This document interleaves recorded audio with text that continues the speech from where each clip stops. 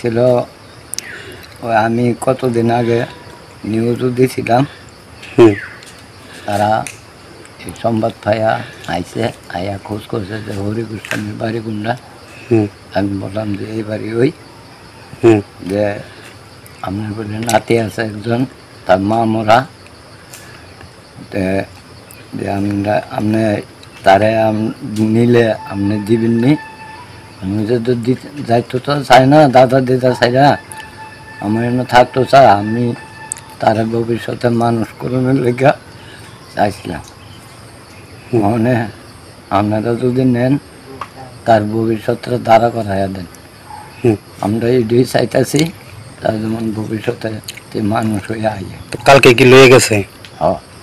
মানে তারা নিছে, তারা আমার কাছে লেখাপড়া সব কিছু করাইব, হ্যাঁ, ভবিষ্যতে মানুষ করে দিব। 18 বছর হইলে আমার আবার ফেরত দিয়ে দিব।